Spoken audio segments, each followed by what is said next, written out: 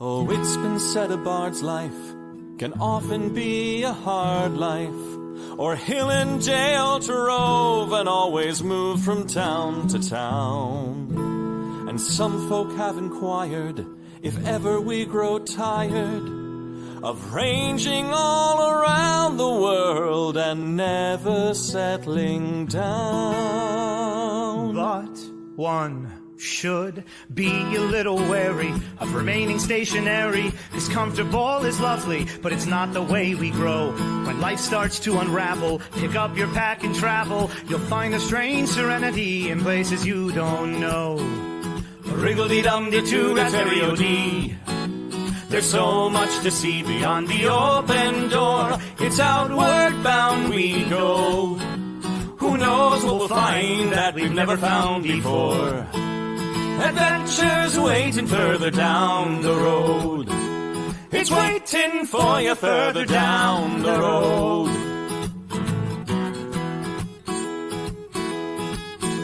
You've got no map for showing which direction you are going. But why start on a journey if you know where it will end? And once you recognize, to anticipate surprise, you'll relish every twist and turn that lies around the bend.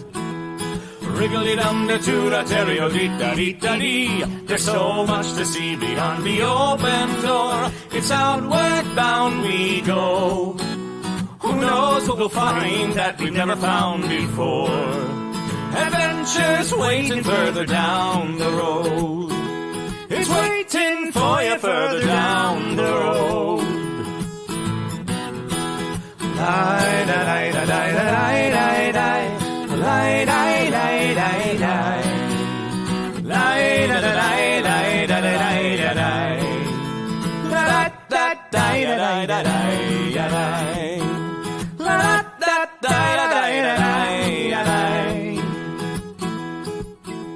the world has got its demons. There are many reasons why you'd find it harder to be brave than be afraid. But every life could use some danger. Every friend was once a stranger. Ships are safe in harbor, but that's not why ships are made. Wriggle-dee-dum-dee-doo-da-terry-o-dee-da-dee. A fwit-da-dee-da-dee. There's so much to see beyond the open door. It's outward bound we go.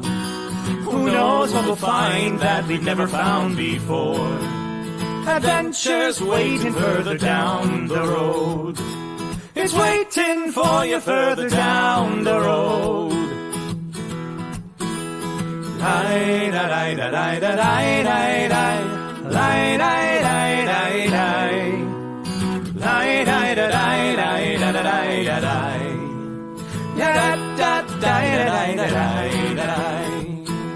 Adventures waiting further down the road. Let's go!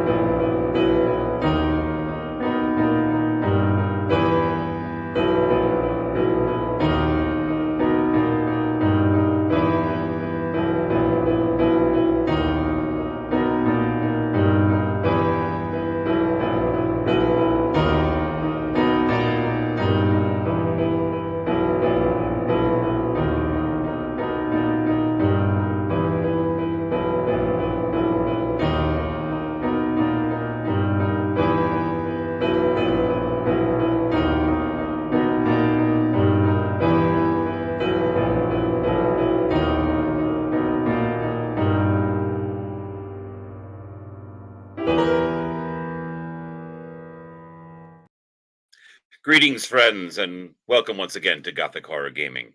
I'm your host, the Gloom Master, Tom Zadoyko. And before we get going on this adventure tonight, just a heads up to anyone who is new to the channel that this is, in fact, a horror game. It's a tabletop role-playing game done live for you here on this stream but it is horror based. So we will be featuring things like gore, blood, dismemberments, creatures of common phobias, violence, very uncomfortable situations. So last week there were many bugs, many bugs. So if that is something that is not really up to your taste, we understand. There are plenty of other things to see here on the Nat 21 Adventures channel. Check them all out. Please do. You saw them in the opening credits, and you'll see them again at the end. But if you are here for the spooky, then please stick around, because we are going to have a wonderful game tonight. I think, I hope, I pray. We'd like to thank our sponsors. First of all, we'd like to thank our perennial sponsors, renadventures.com. You saw on the opening credits that there have been several tours this summer over in England, but we have coming up this December in New Orleans, December 5th through the 9th, play Dungeons and Dragons and also tour all of the wonderful, strange, exotic places in New Orleans. And it all culminates then with a visit to the Louisiana Renaissance Fair, which is running at that time. That is their final weekend, where many of your dungeon masters will also be performing then live on stage at the Renaissance Fair. So please check us out. That's filling up pretty fast. So please give it a look, renadventures.com. Also, thank you to 3D2U, our good friends over there, making all sorts of 3D printed and laser burned dice towers, dice trays, boxes, journals, all of your gaming accessory needs. Check them out at 3d2u.org. And of course, we here at Gothic Horror Gaming have a book. Handler Z, who's in the background running things, writes wonderful short fiction, mainly horror and science fiction, and as well as dark romantic poetry. And we have a Patreon.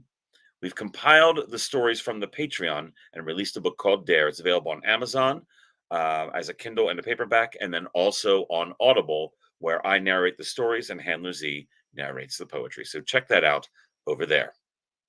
A word about tonight's game. Tonight, we are playing a game in the horror milieu set in the Chill universe. Chill was a Mayfair game originally, tabletop role-playing game. It's gone through several iterations since then. But essentially, we are taking the setting, which is the supernatural is very real. It is very powerful. It is very evil. It is called the unknown in the Chill universe, and it is in the background of our modern day world. Most people do not realize that it exists. There is an organization, however, called SAVE, which was founded independently by wealthy individuals to combat the forces of the unknown infringing upon our reality. So tonight's adventure features SAVE, the Societas Argenti Viae Aeternata. I probably pronounced that wrong. It's over there in the comments. It's in Latin. I haven't had Latin in probably 35 years. So there you have it. But go ahead and look them up if you like on Chill. Their entire backstory is available for their RPG. However, we are not using their rule system. We are using a rule system from a game called Over the Edge. And that rule system is incredibly simple and lends for very quick storytelling. It is very simple. You have 3 traits for your character, a primary trait and 2 side traits. Anything you attempt to do, you determine if it falls under one of those traits, and that will dictate how many dice you get to roll to hit a target number. These traits can be anything. Let us say you have a policeman, and that is your primary trait, and they go to shoot a gun. Well, a policeman is trained to do that, so they would roll 4d6 and attempt to hit a target number in order to succeed. Let us say that one of their side traits is that they are a triathlete, and have that as a side trait. Well, they are attempting to hold their breath underwater as fires rage overhead, a la Indiana Jones, and they're ducked underneath the water trying to hold their breath. They would roll 3d6s, that is a side trait, for the stamina from being a triathlete and attempting to hold their breath. But now let us say that they are attempting to rewire a circuit board, but they have nothing that relates to that at all. In which case they would roll 2d6 and attempt to hit a target number. You, in Twitchlandia, can help by spending your Twitch points with Sir David Percival over there in the comments. Thank you, Sir David Percival, for being here once again.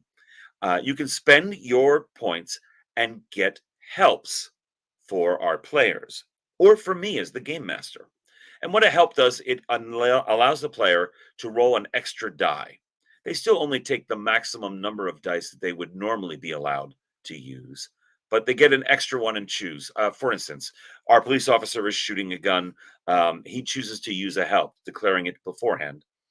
He gets to roll 5d6 instead of 4d6, but he still only takes the 4 highest ones to attempt to reach his number.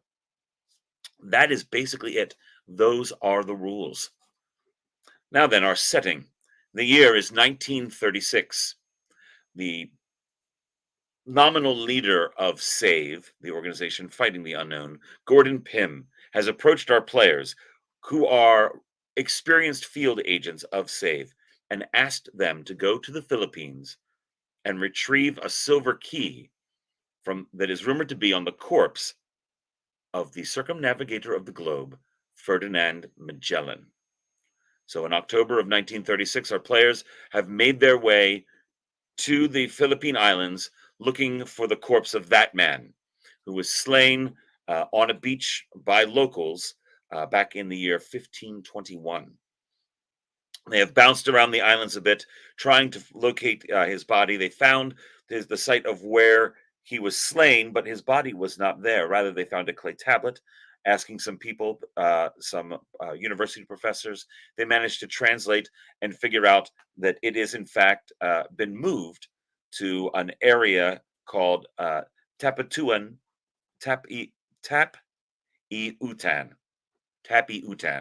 Island, which is on the western end of the Philippine island chain. They have been pursued by some South Pacific Islanders who they then confronted, and one of them committed suicide with some sort of capsule, mumbling some gibberish before he died. They have made their way through many twists and turns to El Nido, a little village on the northern tip of Palawan Island, just next to Tapi-Utan Island. And so let us find out where our players are, what they are doing, how they are feeling, because some recent horribleness has just happened. Let us start with Lucas Evans. Lucas Evans, our bartender. Lucas, I see you have donned a disguise. Yes, because we've been followed. I was able to shave. I look totally different now. They'll never recognize you. Nope. That's the only reason. It's the only possible reason why you have shaved. Is to hide. Very well. Yeah. Also, there's probably I don't like the idea of bugs in my beard. Bugs in your beard. Talk about the bugs for a moment, won't you? Oh yeah. Well, don't worry. They just came out of a sick child, so I think I should be fine. I haven't been a child in many years, and yeah, they just our resident doctor traveling with us was treating a youth that had been to one of the islands, and upon treating them, a whole bunch of bugs just poured out of them. The child was stabilized, I believe, and then we took the bugs were all in the water, and we were dealing with that. Very unpleasant. Unpleasant indeed. And speaking of the doctor, Dr. Sabine is here as well. Doctor, that was a very interesting thing that happened. Well, what can I say? I do not believe I've ever seen a parasite quite like this one.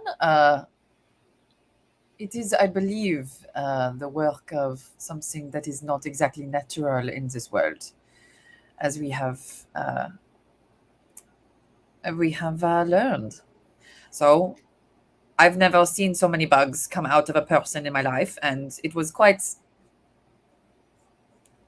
disgusting. That is the word. Yeah. That's a fair assessment of the word. Yes. We also have with us Montana Smith, Dr. Montana Smith. Hey there, everybody. I'm your local Infa bad peep. So it's apparently a running joke over in the chat. Very well. Yeah.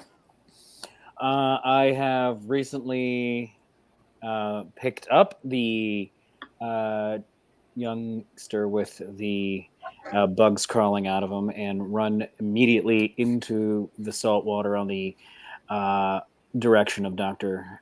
Clement, and seemed like the thing to do. But why does it have to be bugs? Seriously. But it seemed to work. It did seem to work, and yes, be careful. We can't handle any sort of copyright infringement lawsuits. I know. That's why I said bugs. All right, very well. All right, and we also have Speedy Pete Boyd, your pilot. Speedy. Hello, friends. Yes, I got us here in the. Like Lucas Evans, I will also be donning a disguise because we don't know who the individuals who are pursuing us are. But I do want to get to the bottom of where this youngster found those bugs and how he got infected with them. In fact, as we were helping the child, I was able to capture and save one of the bugs in a specimen jar. So I'll be curious to see what we can learn from it. Very well. You are on the beach. The youngster, Sao is his name. Sao appears to be devoid of the bugs at the moment. And they all seem to have dissipated except for the one that you captured in a jar. Mm-hmm. There's an old woman there who is also... she's the one that brought you to Sao. Is there anything unusual looking about this bug? Is it just it's a beetle? It is a beetle. It is a few inches long, but it's not ginormous by any stretch. Does anyone have any sort of biology background that they think they could, especially of the Philippines variety, or... I've done a fair amount of hunting. I've seen a lot of parasites and a lot of animals. I would allow, given all of your travels, I would allow every single one of you to roll 3d6 to attempt to identify this. It's not exactly in any of your wheelhouses, but you've all traveled fairly extensively. You should get a good idea. I rolled a 12. Same. I have no idea.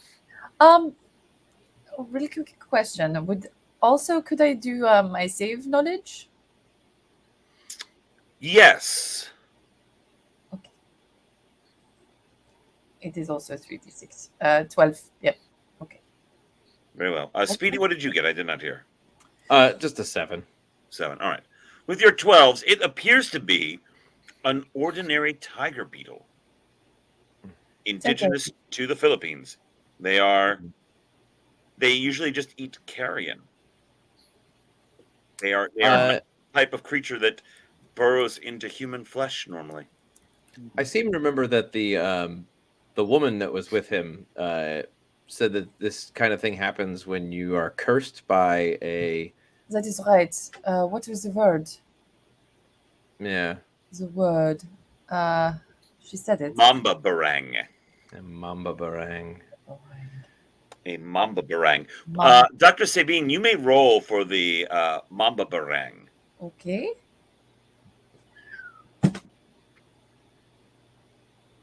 15. 15. You have heard of this in the Save archives. It is a type of Filipino sorcerer. Man or woman, and usually they use bugs, beetles, that sort of thing, to carry out their evil bidding.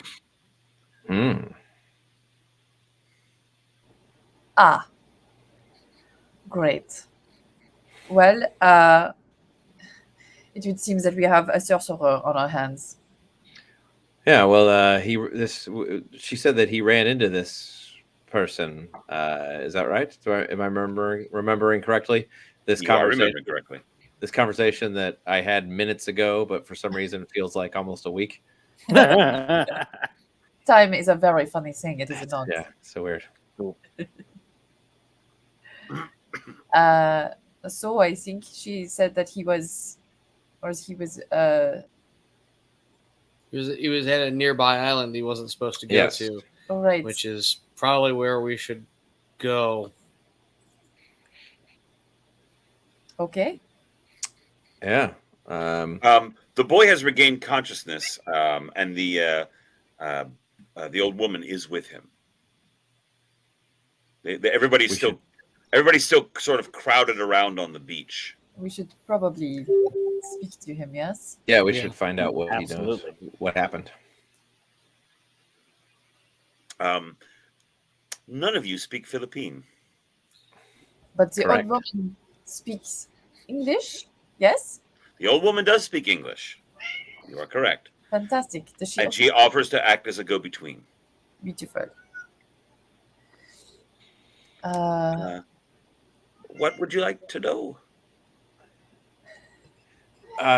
We want to find out how this happened. Where was he when this happened, and what was he doing?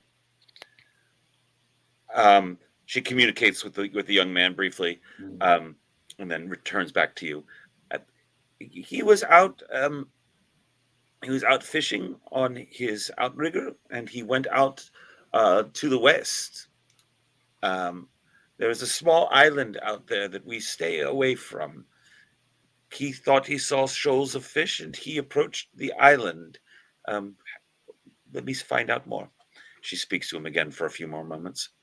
If you have any other questions while she's gaining more information. Yeah. Why do you avoid the island? She comes back to you. It is said to be taboo, to be cursed. It is a cursed island. There have always been rumors of generations of evil men, sorcerers who live on that island. He went there to go fishing, and he went ashore and saw a small hut. He went in the hut, and there was an old man who accosted him, but he escaped and paddled back here. And that was only a few days ago, and then he became very ill. We I say to the woman there, like, our plane is kind of inconspicuous, and is there a place we might be able to? We're probably taking it over to the island, right? Yeah. If nothing else, we can do a few passes overhead to get the lay of the land. But I'm like, if anybody shows up looking for us, we're not here. We haven't been here. She blinks a moment before she comprehends, and then she nods. Oh, I see. Yes. These are You dangerous. help Sal. You help Sal. We will help you. Thank you. These are dangerous people. You should take care of their. Yeah. In fact, has anyone else besides us visited your village recently? She thinks for a moment. Not in several weeks, at least. Okay. The last were some fishermen from the east who were just out looking to get their catches and stopped here for the night before they sailed home. But that was almost a month ago. Got it. Okay. Okay. Thank you very much for your help. What are you going to do? Well, dealing with cursed islands is kind of our thing. So we're hopefully going to put an end to that. Her eyes get big, and then she speaks to everyone around her for a moment. And they all... there seems to be two parties. You gather from their body language. Some are very excited to have the evil dispelled, and some are like, "No, do not poke the bear. Please do not bring the wrath of the sorcerer to us." But they are about equal in portion, these two factions. But no one seems to be making any move to stop you. Très bien. Right. The old lady steps over to you again and speaks quietly in English. "I think I know which island it is. Do you have a map?" Yeah, Right behind him. it's right here. I see. It's rather large scale. She points out to you roughly where the island is. Again, I'm going to bring this up. You see that large, long island to the far west end of the map that goes essentially from southwest to northeast. At the very tip of that, at the spot that sticks almost straight up due north, that is where you are at El Nido.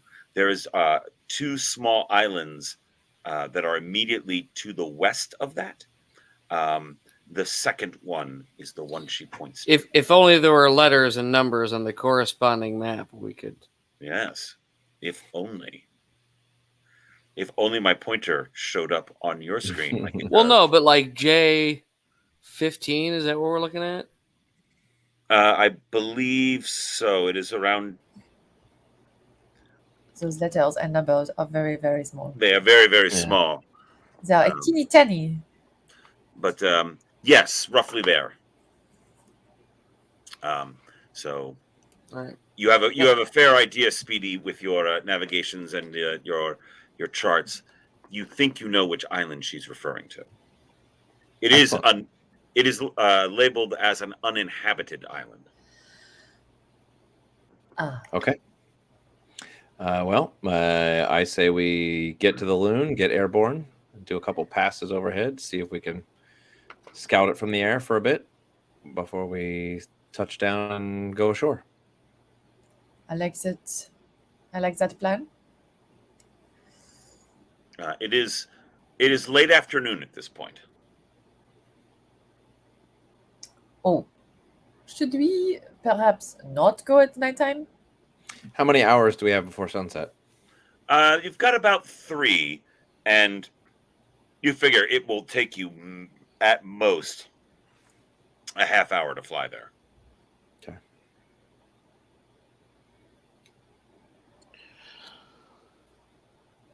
Thoughts? I'm willing to go now. What if we stay here on the island and learn whatever else we can from the locals, and then go at daybreak, so that no creepy crawly ghosties and ghouls and Yes. undead. I mean, they're going to be Spaniards. there. They might as well be well lit. Well, exactly, but they can't come up on us That is correct. by surprise. Yes, I like this plan a little bit better than going right now. I have mosquito netting, so we can Great. sleep without being bitten by mosquitoes. Where are you going to stay? That is a very good question. Could we sleep in the plane? Not all of us. Uncomfortably, yes. Yeah. It's not that big. It's For those of you who are unaware of what their plane looks like, it is this. yeah. So yes, you could sleep in the plane very uncomfortably. Hmm. Mm-hmm. Hmm. Well, I'm sure we could. I mean, what's the weather this time of year is? It's got to be perfectly Beautiful. Yeah, I imagine we sleep on the beach if we need to. It Under is the stars. in the 80s and humid during the day. Mm-hmm. Okay.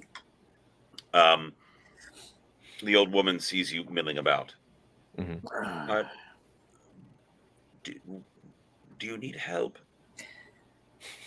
Oh yes. You have helped poor Sal. What can we do to help you? Well, we're gonna go explore that island first thing in the morning. So we were just gonna figure out some place to stay tonight, just to get a good night's sleep before we head over there. Oh, well, just a moment. And she talks to some of the other locals, and he says, "Well, Sal's family says you can stay with them." Oh, it's very kind. That would be lovely. Thank you so much for the hospitality. Does Sal have like a single aunt who likes mustache gentleman with a 3/4 bottle of rum? No, Sal has a mother, a father, and a 12-year-old sister. Okay. Does anybody on this island have a single aunt who's in there? Lucas, so you're having an evening, are you?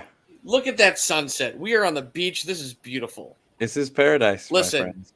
Listen. We're about to be between a long fall and a tiger. I'm looking to eat some strawberries. There's a lot going a whole on. lot of metaphors that just got thrown my way. It's a single one. It's a single story. We're all familiar with it. Absolutely. English is a weird language. He is not wrong. This place is absolutely beautiful. Yeah. Mm-hmm. Ooh. This is actually a picture of Tapatuan Island. I'm so glad that we are here. Yep. Yeah, I'm absolutely going to just like, all right, well, I'm going to go out and just hang out on the beach and just watch all the fish eat those bugs that came out of that child and try to get that image out of my head as I Oh, like that's the weirdest thing you've seen in the last 5 days. It is definitely not the weirdest thing I've seen. No. Also, this is beautiful, and got a third of a 3/4 of a bottle of rum that I've been carrying around with me since the first part of this adventure. So Malari is her name, is the old woman. She takes you to the Sal family's hut. It is not very large. It is basically a bare earthen. Actually, no, it is raised. It does have a wooden floor. It is raised up on those little struts.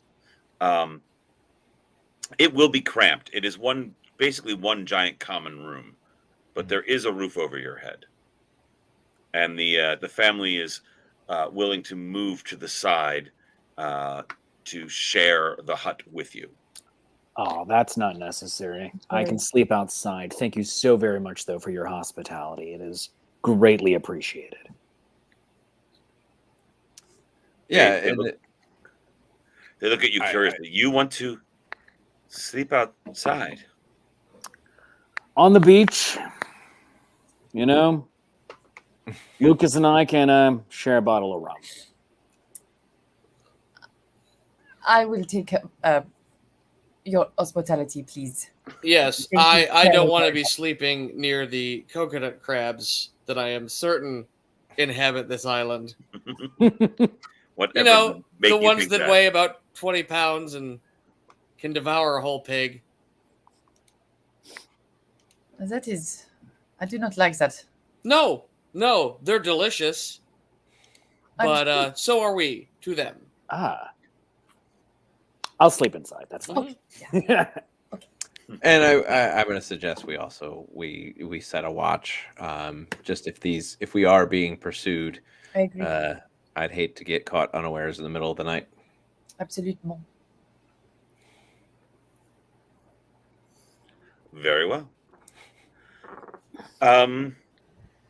You pass a quiet, uneventful, and until the sun sets, a lovely evening.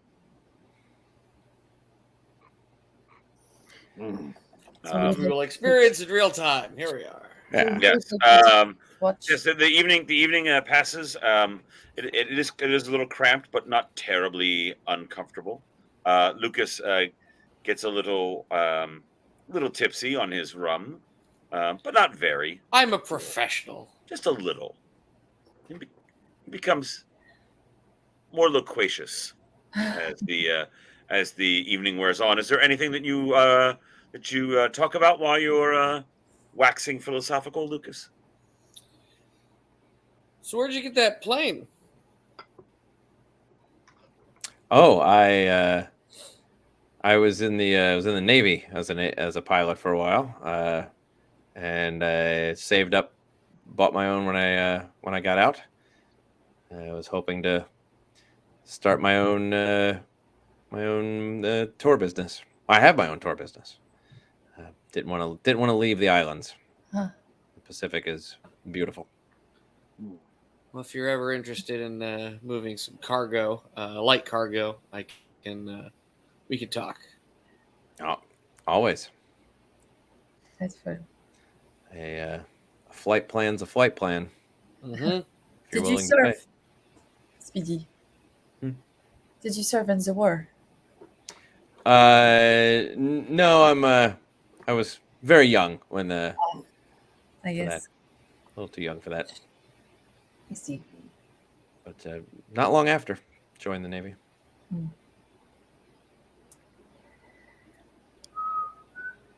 I'm hoping now that I have a taste of it, I'm hoping to upgrade to some larger planes when this is over.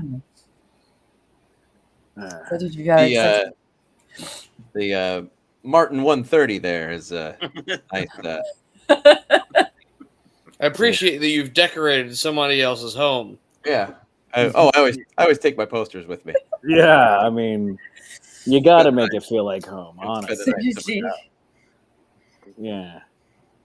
I It's, don't know if you know, but Pan American just got the government contract to deliver mail in the Hawaiian Islands this year. Oh, They are in the process of building a new airbase for that right now. So that's delightful. I'm hoping maybe I can get a job with it. oh, Flying Very boat like that is it's my goal.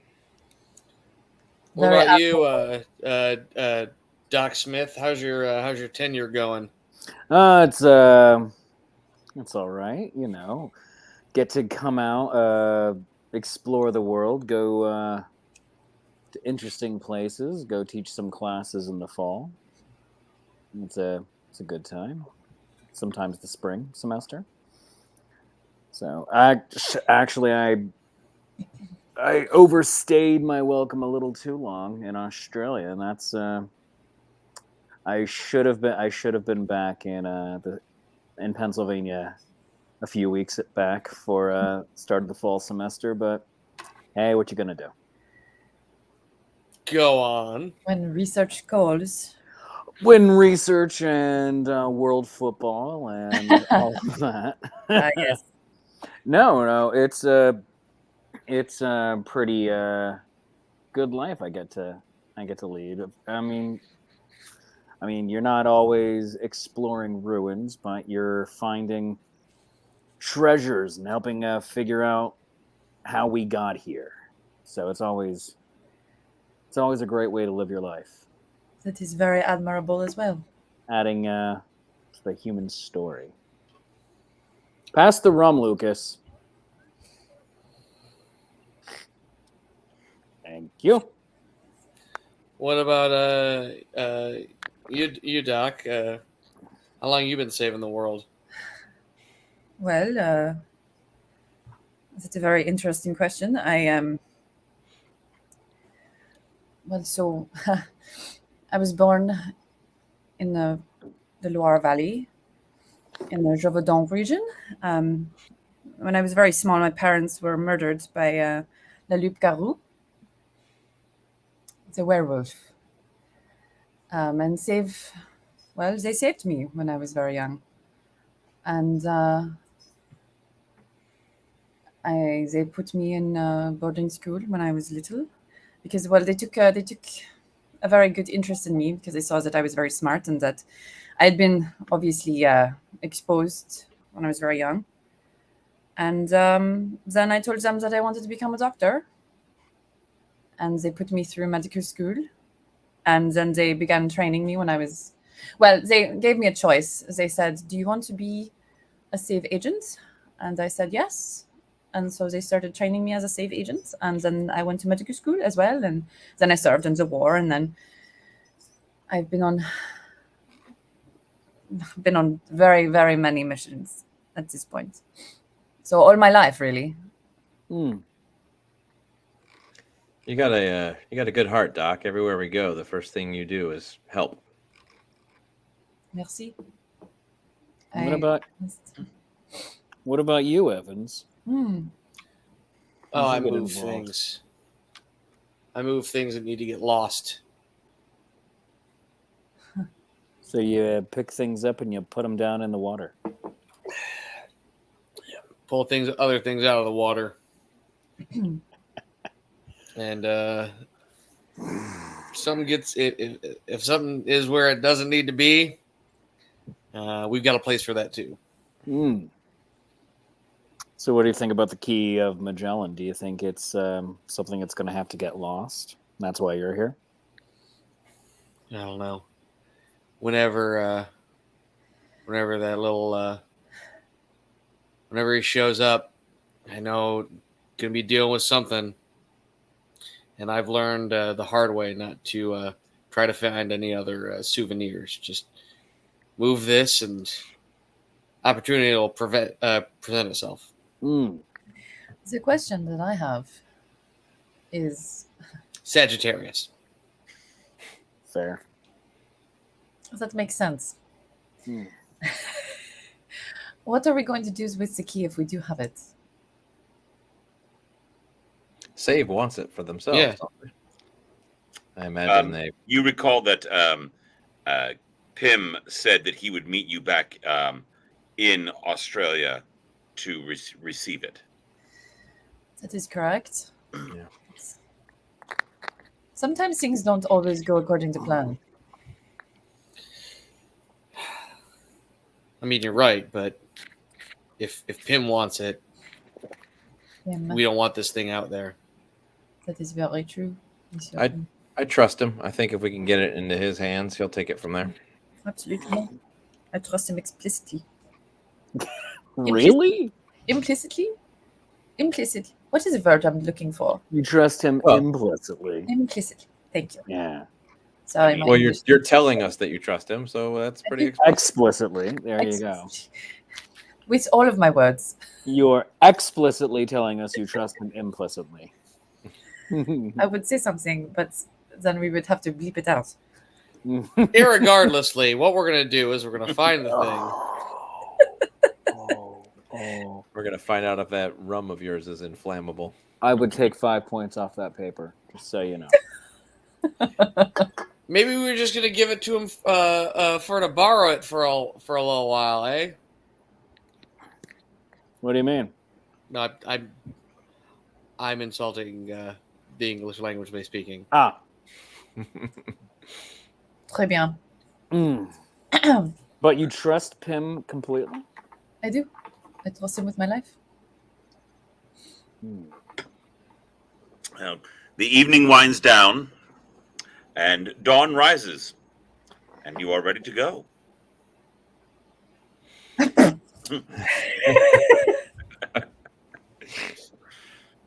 All right. Boo! He is on the wrong side of the river.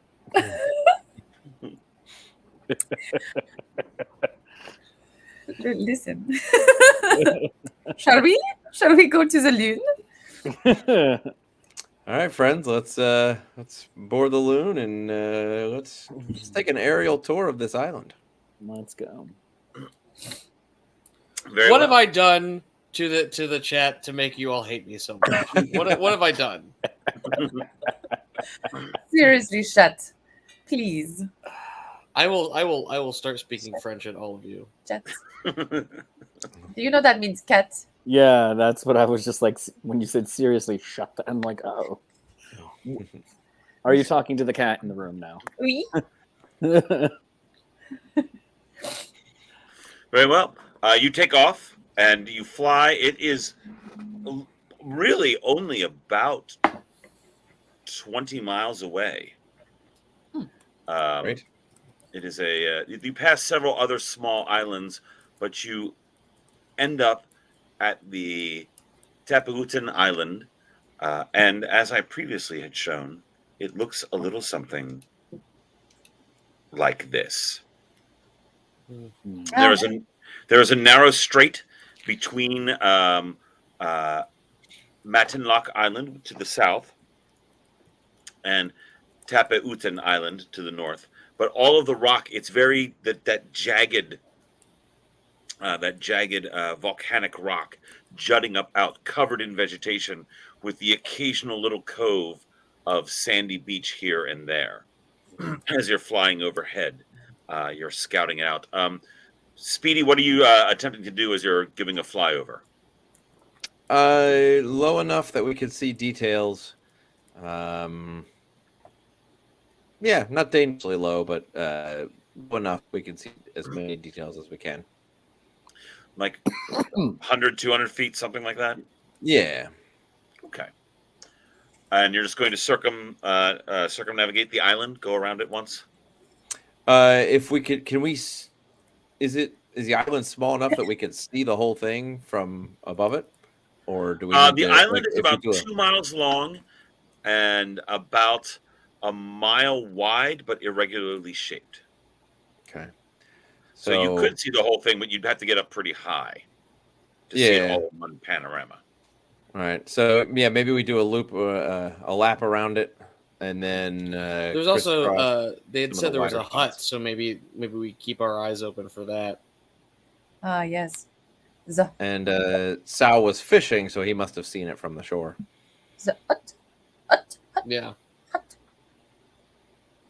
A football comes flying her direction. Yeah.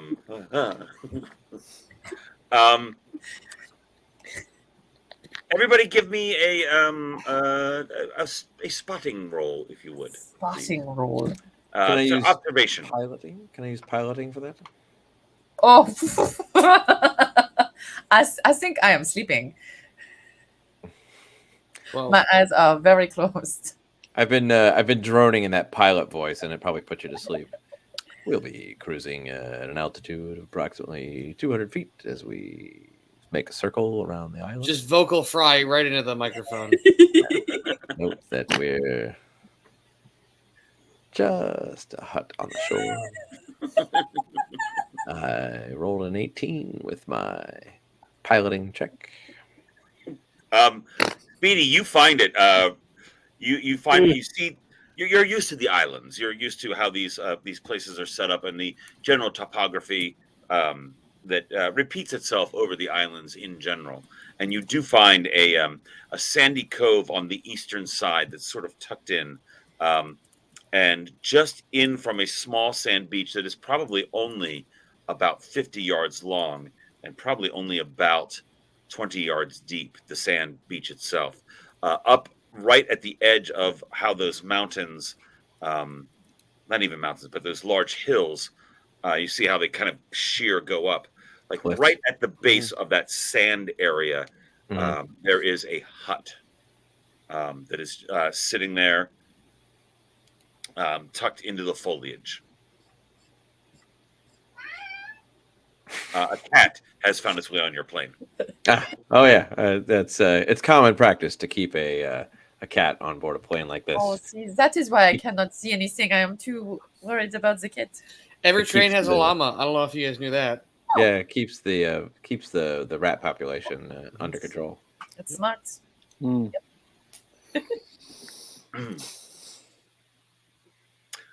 Well, folks, should we put it down somewhere nearby, or? Sounds good to me. It is actually the sand beach right there is a perfect landing spot. You could pull up Yeah. you could pull up within 50 yards of the hut. Obviously, they will know we're coming if we do that. Although I suspect they already know we're coming. Yes, yes. Counterpoint: you've been circling the island in a plane in 1936. Yeah. All right. Well, they know we're here. Let's go introduce ourselves. Brace for impact. Oh no! No, I'm kidding. We're just gonna land fine. Look I'm after actually the king's love. Speedy. Give me a piloting roll to see how well you land and how close you get in without. It's going to be an easy thing, but 17. yes, you actually managed to get the pontoons to touch the sand.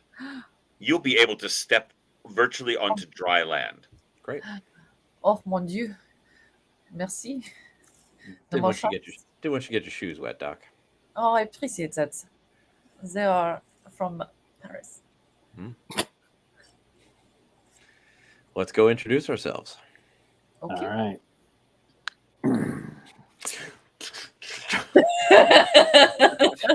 we just shoot at the hut till we're out of ammo, flying away. Credits roll. Let's throw a grenade behind us as we slowly walk towards the plane as well. Bam, bam, bam, All right. Slow-mo. I'm checking my pistol does have is fully loaded. I've got my medical bag. And I also have my club that I took. You still have that billy club, that's right. Yep. Yeah, it's right here. Here we go. Awesome. Oh, look at that. It's very nice. Speedy also has a pistol. That is correct? Yeah. And Lucas, you are armed And with a diving. I have diving. I have a revolver, like a little snub nose guy. I have a pretty sizable pistol and a rifle. Oh, that's right. You did have the rifle. Mm-hmm. I have my medical bag. You've got your medical bag. With a Tommy gun inside of it, Doc? Absolutely no. They jam too easily, Pull it out. and the drum in this humidity is not going to be for what we want. You are again. You are less than 50 yards away from the hut. All right. So Hello.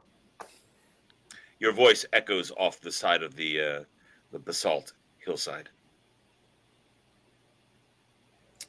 okay. Is anyone here? Here.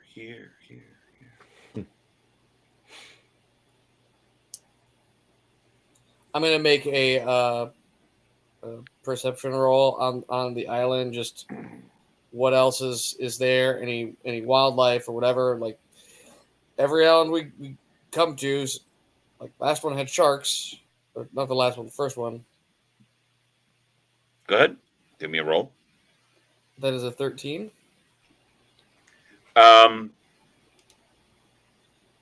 Well, no one here. Time to leave.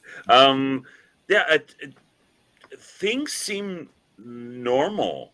You hear the chatter of some birds here and there, but no sound of any human activity.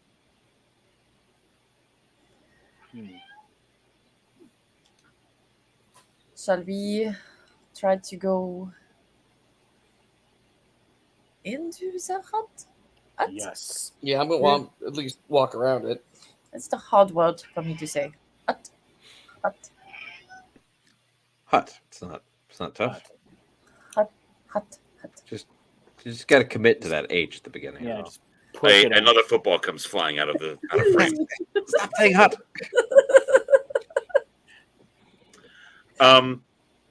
You approach. You're within 10 yards of the front of the hut. There is it is quiet. There is no smoke from any fires or anything. There does not appear to be a door per se. There is a section of wall that looks like it is easily moved and put into place, but it's not hinged or anything. And it is currently off to the side. So the front door of the hut is open. I'm gonna walk around it.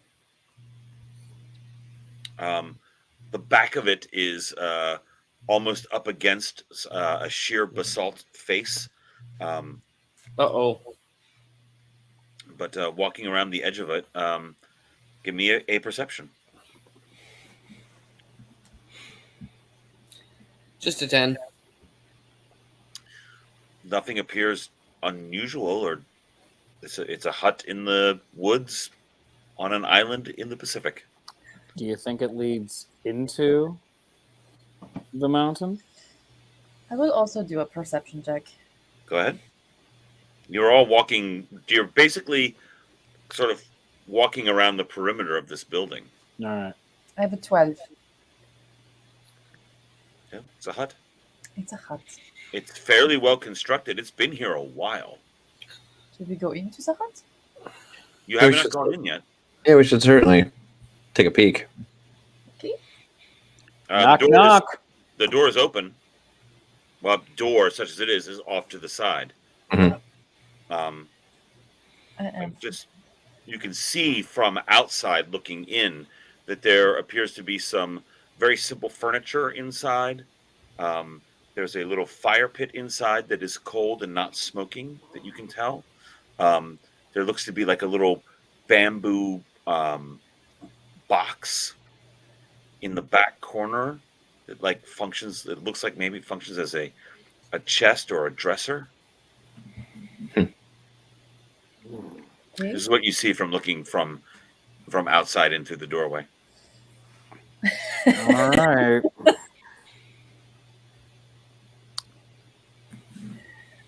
That is spicy. Yeah, I'll lean my head in the door. Hello, anyone here?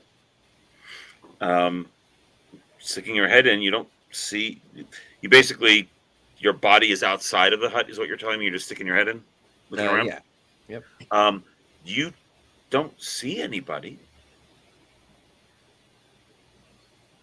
Is Well, there let's is there a look tripwire on the ground? Ceiling as well. You look at the ceiling. Yeah, nothing's like hidden, like stashed above your head. Montana, give me a roll. 15. It does not appear to be. There doesn't look like you get down very low to the door frame and look. It doesn't appear to be any sort of trip line or anything. All right. Gonna walk in, but keep my knees high. So you kind of high step your way in. Yeah. As you step foot in the hut, the floor collapses, Oh God. Oh, and you fall only a little bit. But give me a let's see, what trait would you have? Give me 3d6. All right.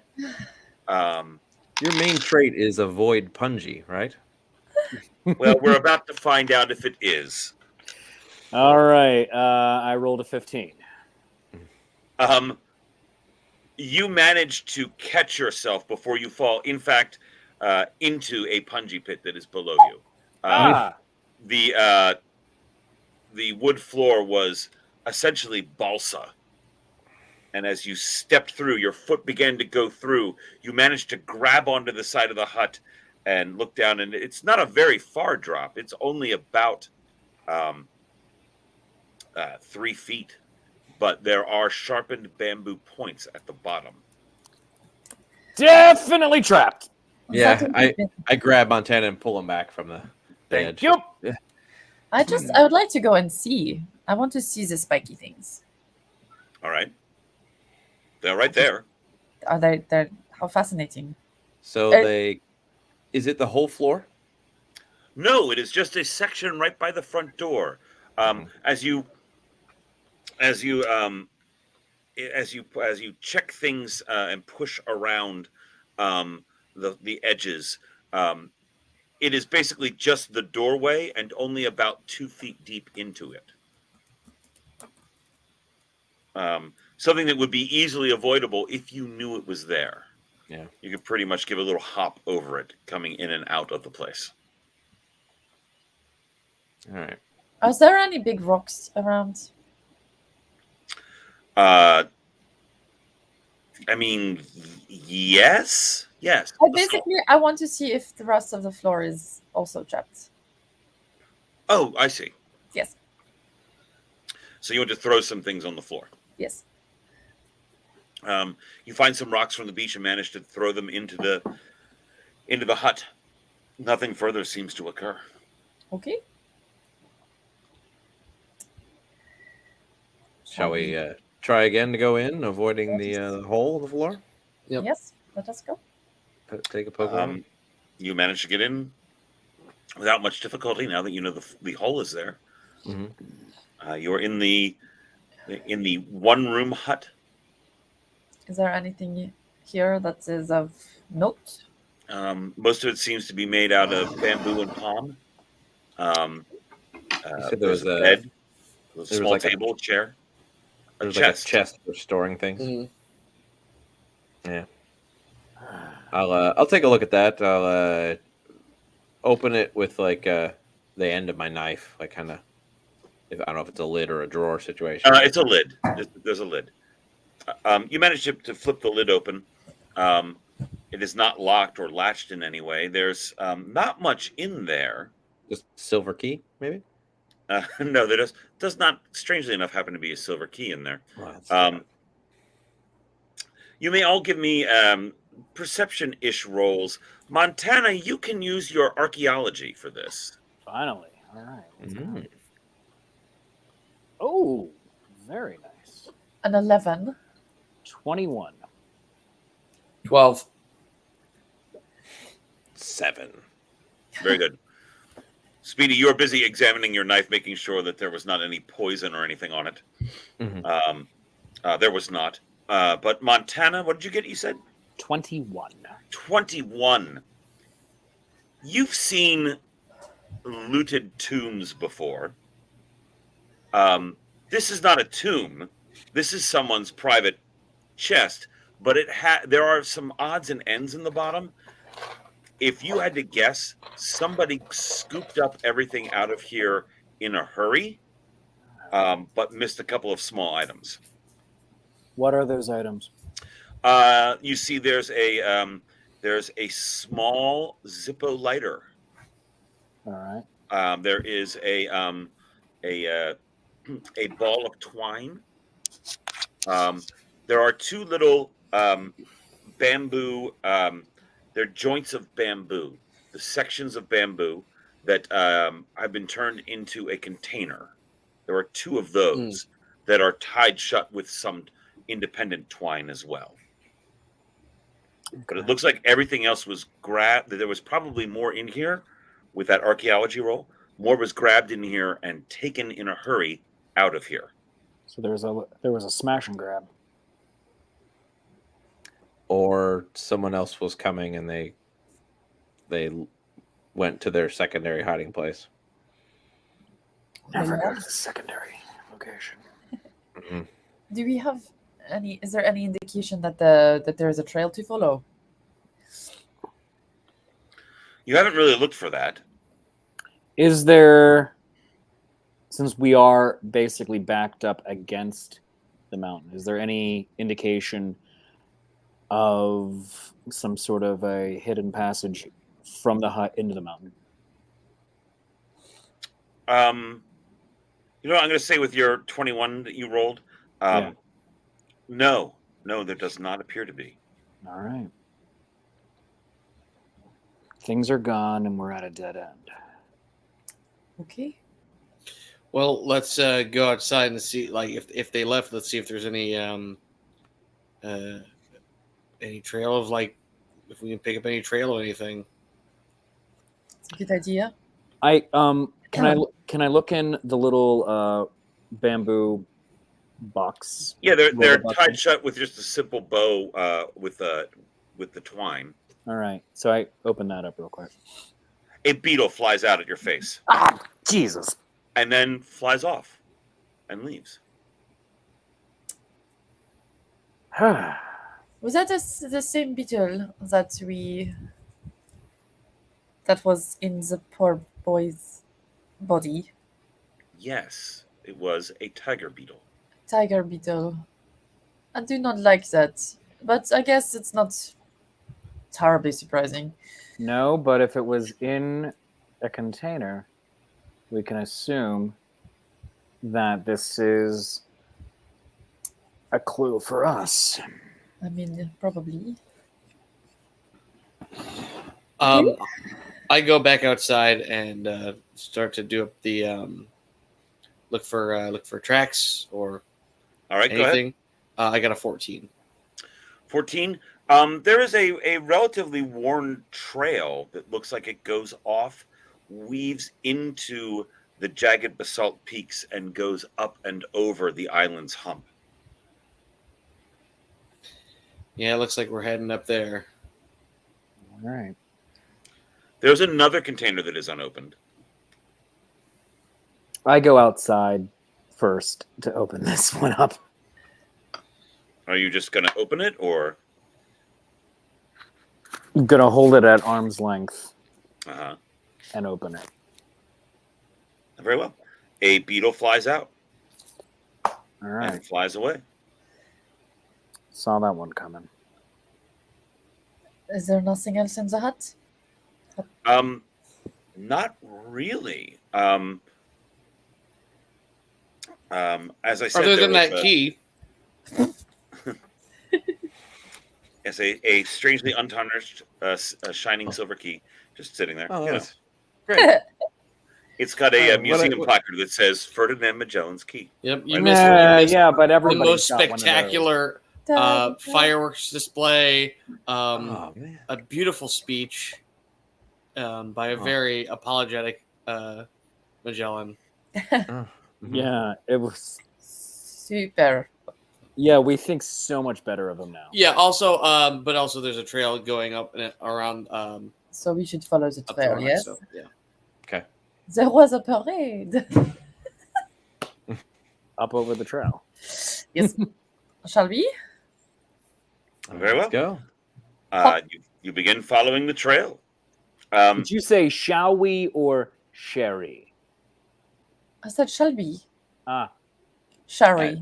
I still don't know what you're saying. I'm still not clear. Shall we, Sherry? Shall It's we? you have an accent, and I don't know No. what you're saying.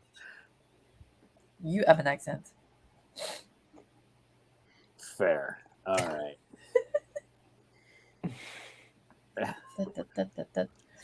All right. Evans, do you want to take point or do you want to Yep. bring up the rear? No, I'll take point. Yeah, and I've got my rifle out and I'm scoping around for stuff. All right. Do any of you have anything relating to mountaineering? I I think that is a no from Dr. Sabine. was in the army in the Great War. All right. Well, most of that was fought in trenches, and your American Yeah. fellow would. Let's see. I've done a lot of hunting, but it's mostly been Hunting. on islands. All right, Lucas, give me your hunting roll. 17, baby. All right. It's a slow go, but you managed to get everyone safely up and across the hump of land on the northwestern corner of the island. About a half a mile straight distance, but you had to go up and over. Okay. You see the trail disappears into a rocky grotto that is covered in foliage. It appears to go in and underground. We love a grotto. Hey, Dr. Smith, you want to check this area for those good old booby traps? Let's pick up some rocks and throw them around first. Yeah, see if the ground wants to drop out. So, what are you doing exactly? I'm gonna just pick up some a couple of decent sized rocks and throw them in, and see if that causes anything to shift, to move, floor to fall out, anything like that. You hear the rocks sort of scatter and clank, clutter down out of sight into the tunnel that goes underneath the foliage and into the earth. But nothing appears to give way. All right. Any sign of tripwires? Not from where you are, no. All right. and you did bounce rocks right through there. Yeah. You said there's like a canopy of like foliage and like vines or whatever. I use the rifle, like I stick the end of the rifle in and just kind of like move it over, like it's a beaded curtain kind of situation. Okay. As you do, the barrel of your rifle catches on something for a brief second, and then a log covered in spikes falls down directly over the path that you would have been walking through. Ah, yes. Rudimentary at best. Good job. What Um, happens? Montana, give me a Montana and Lucas. Montana, give me an archaeology. Lucas, give me a hunting. 16. Only a 14. Yeah, these are very rudimentary traps. These are, as Dr. Sabine has commented, these are not sophisticated in any way, but they did take some time to install. How new does it look, the log with the spikes? It looks like it's been up there a while. And it probably would have done the job quite well. All right. Okay, so Okay. let us, shall we? Keep your eyes around you. Move slow, unless we have to move fast. Correct. The most ambiguous of instructions. Well done. Yep. Very well. You proceed into an underground cave.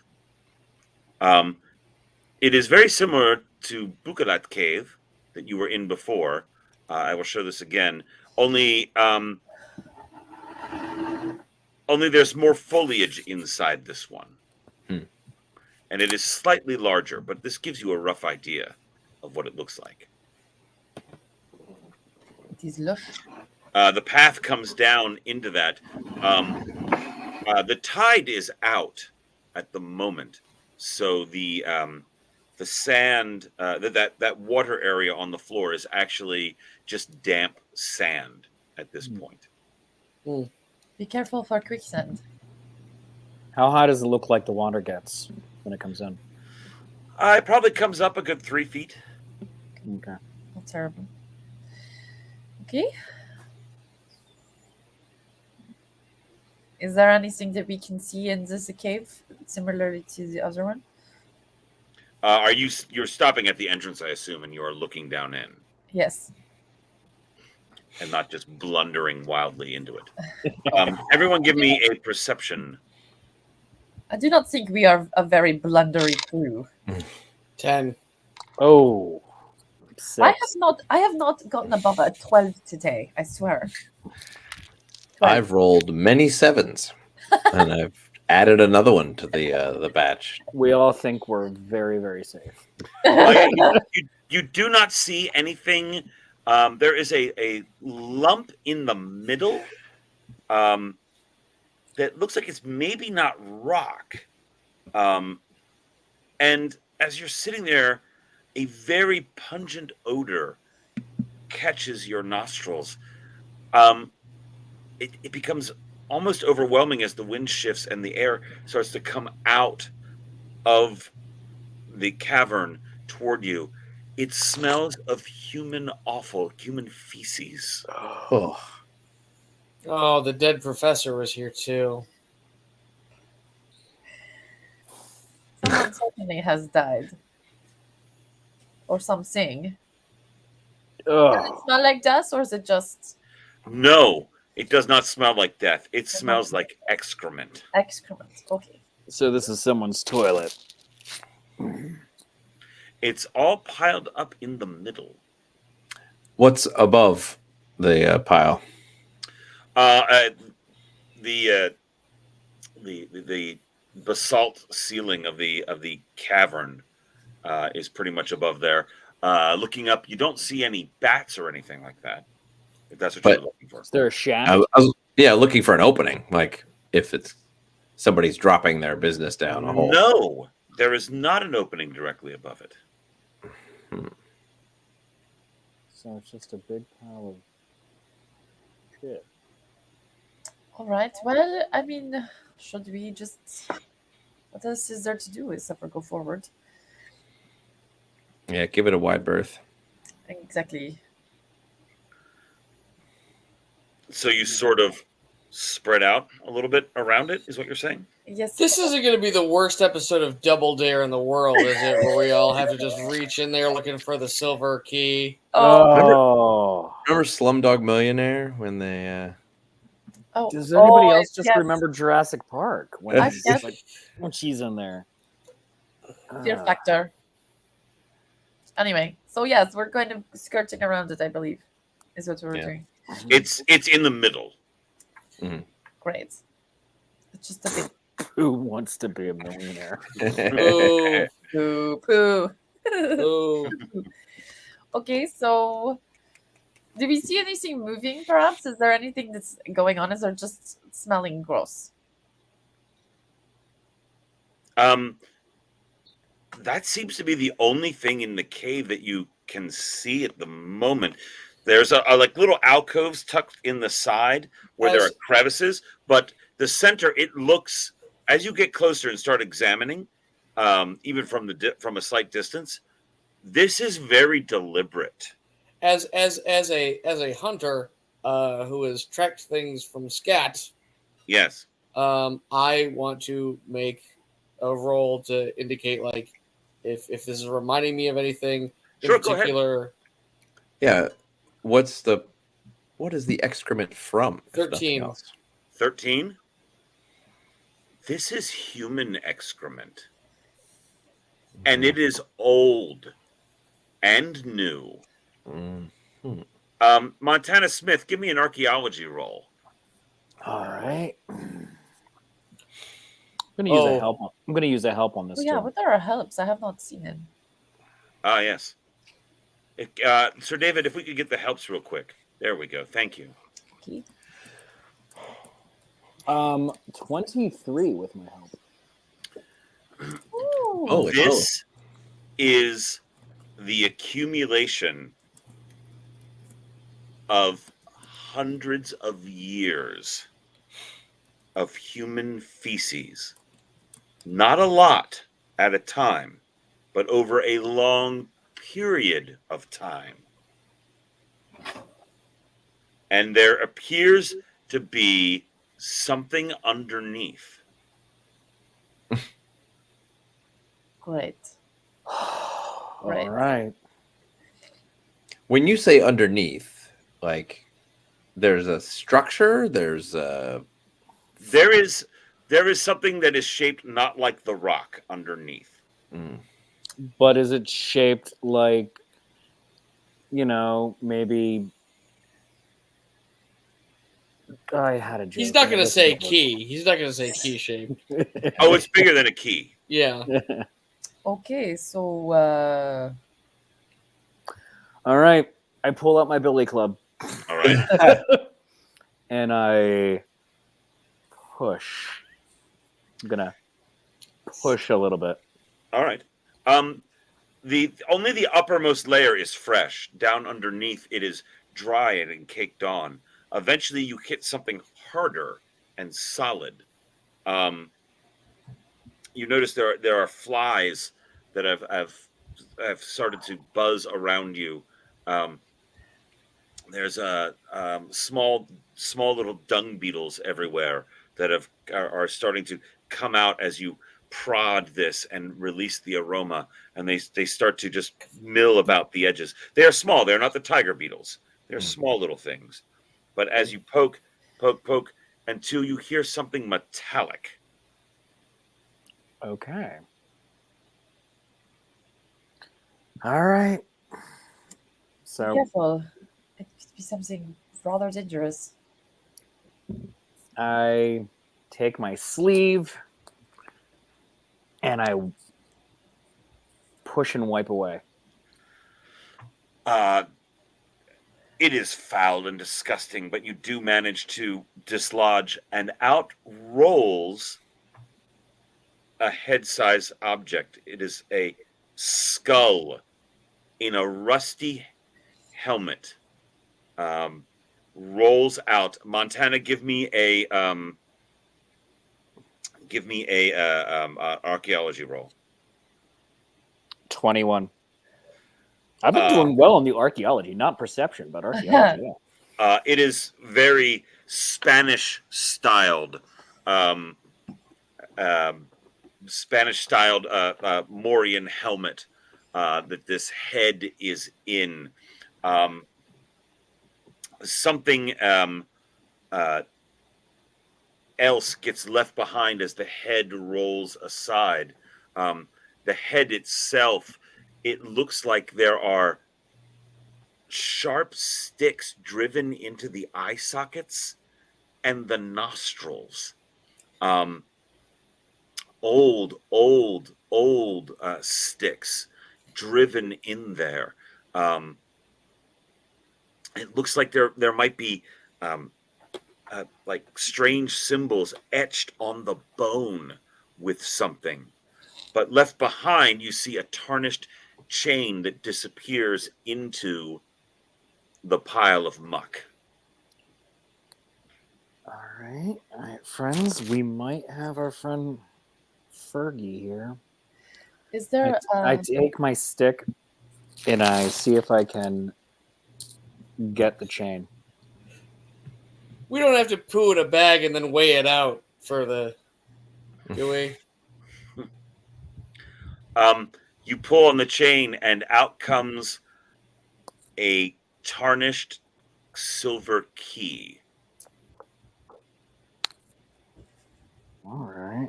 I do not trust it. I do.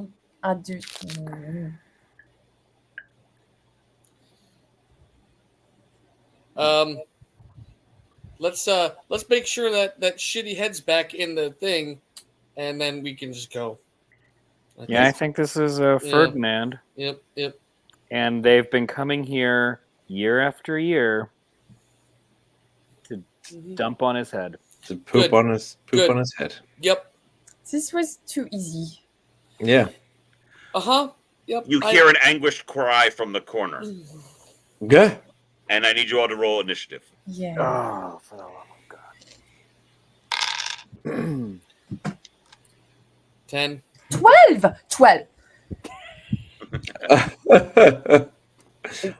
Unacceptable. So many 12s. I cannot believe that. All right. So, Dr. Sabine, you had a 12. Yes. Lucas, what did you have? 10. Montana 14. and Speedy. 9. Oops. We're all just rolling beautifully right now.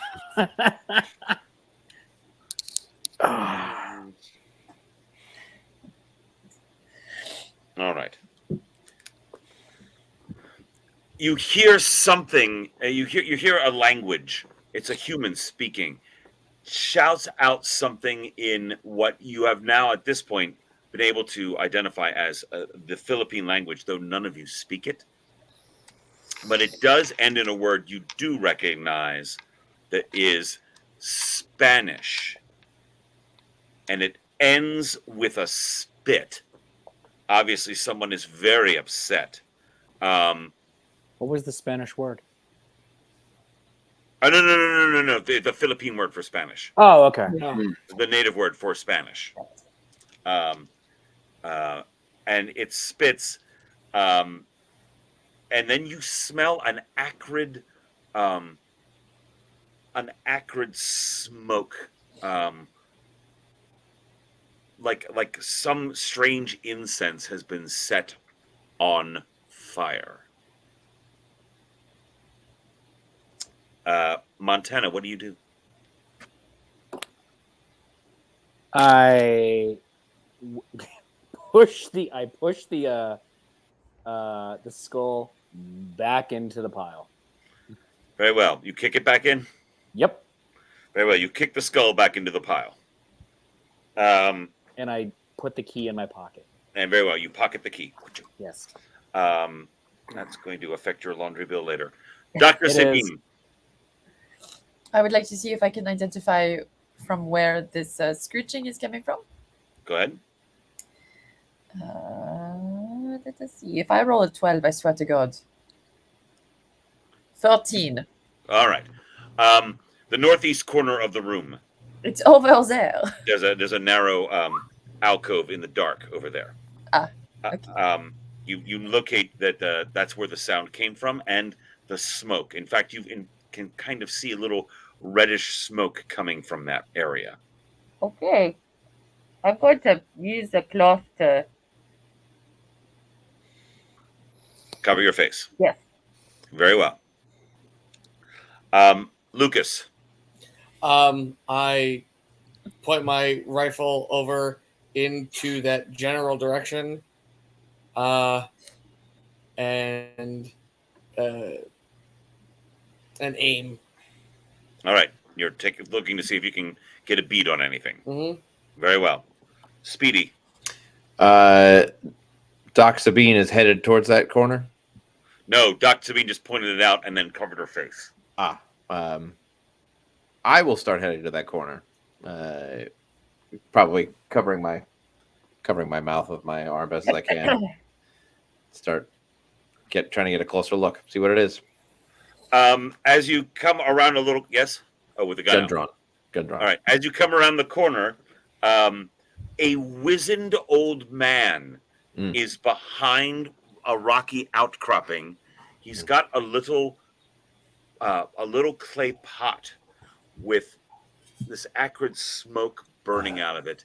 He sees you come around the corner, takes the pot, and throws it on you. Yeah. Roll me a dodge for that. Oh, what do we think I'm rolling for dodge? I don't know, but the Glue Master is using a help. Yeah, use a help, whatever you do. Yeah.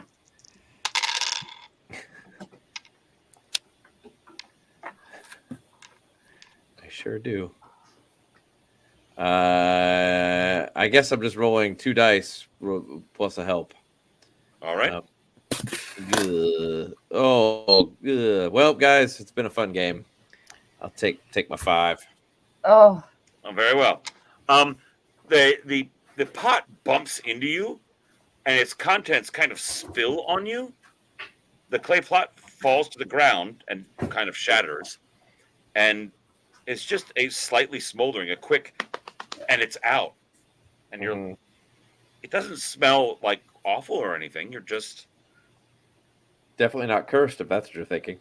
Yeah. Well, it's like he threw a little clay pot with an incense cone burning in it at you. That's basically what he did. Okay. And it hits you, gets on you, bounces off. Everybody else in the main chamber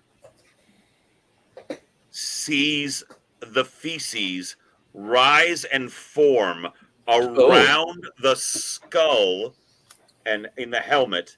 No. And become slightly larger than man-sized and begin to lumber towards Speedy. I disagree. Montana. Magellan is the Golgotha?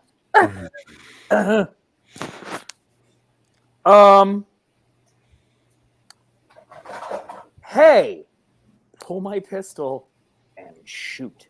Very well. What are you shooting? Into the blob because I didn't take a turn to aim, so I'm just shooting. If it hits his head, happy day. If it does not hit his head, we'll see what happens when we shoot the shoot. When we shoot Very the well. shit. Go ahead, fire. All right, cool. Firing, bang. And I'm sorry. And that is 16. The bullet thuds solidly into its back, and nothing seems to happen. Great. Okay. Next time, if you just want to shoot me, we could just speed this up. Dr. Sabine. I think I would like to go around the poo monster, please, and make my way over to where the person is. But All right. yeah. Just to visualize, the poo creature is here. Speedy is here. Okay. The guy who threw the thing is there. Correct. Okay. I can't go around him. You could attempt to make your way around. Yes. I would like to attempt to make my way around. All right. You're working your way around. Yes. Very good. Lucas. I guess I have to aim at something else now, right? Because the thing is formed. The thing is formed. You were aiming in the corner where the old man is. Yeah. But there's stuff in the there's Speedy and the Roll me a d6. just one, Just one. 2. You do have a shot around the creature. Then I will use a help and take the shot. You're shooting at the old man. Yeah. Very good. Go ahead. Oh, that is a 17, baby.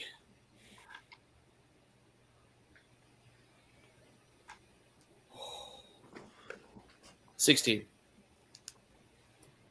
Because it's 5, 5, 6, 1. I'm using a thing. Right. 16. Very well. The bullet thuds into the old man, into his right shoulder. He spins, falls to the ground, still alive, but prone on the ground, and you hear him cry out in pain. And he drops. Speedy. Is there any water left on the floor of this cave? It's just damp. It's just damp. Okay. And it's obvious that this creature is headed towards me. Oh yes, very. All right. If I can, I'm gonna make a run for the opening, the cave opening. Get Where back you outside. came in? Yeah. All right, very well. Give me a roll to dodge past it to get out. Okay. All right. You still have helps, I believe. Yeah. I'm going to use one as well. Oh, are you? Then I will too. Very well then. Oh, grumble cakes. Garbage. Haven't rolled anything good tonight. That's an 11 for me. An 11. It rolled a 10. You managed to duck underneath its arm as it swings at you, and you are working your way back up the path to go back out of the cave. However, it is now its turn. It attempts to grab your fleeing form. Mm-hmm. I will use another help. Mm-hmm. Give me a dodge as it attempts to grab you. Mm-hmm. This is going to be terrible.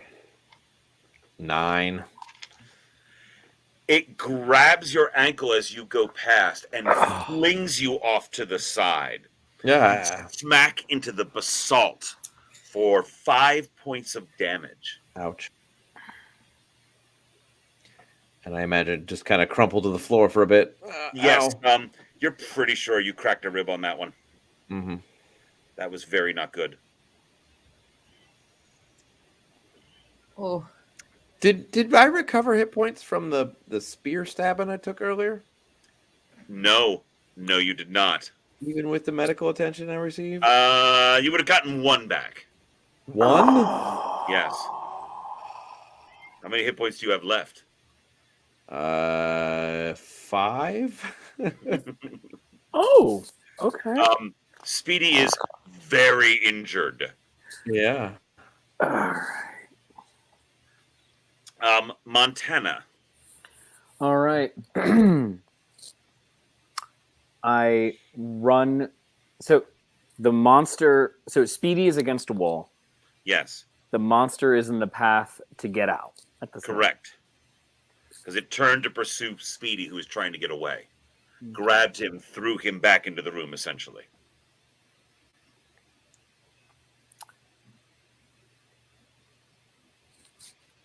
I aim at the head. All right. And I'm going to just take the shot now instead of waiting a full turn. Very good. Okay. Going to use a help on this one. Here we go. Very well. Ooh, okay. 15. The bullet hits the helmet. Pang. Ricochets off of the helmet. The helmet falls off the skull. The creature appears to be unfazed by this. Okay. Dr. Sabine. So is there? I'm getting closer to the man or the person who is. Yes, he is there in front of you at this point. Is there anything that I can? I would like to do a save roll so that I can. If there's anything that I can identify that is useful in this moment. Go ahead. Particularly about the magic that is happening at the moment. Go ahead. 15. The magic is focused through the sorcerer. Okay. Everything else is just a focus for the channeling of it. The evil, the magic, is coming from him as a person. Okay. Great. That is good information to have. You are right in front of him. What would you like to do? I would like to get into my medical bag. I would like to take out a small vial and a hypodermic needle. And I would like to take a vial of sedative. All right. So you're prepping a sedative. Yes. Very well. That is what you are doing right now. That is what I am doing. Lucas. I have my own sedative. I'm firing. Well, no, she's not in your way. Yeah, I'm firing again. You take a slight step around and you shoot again. Go ahead.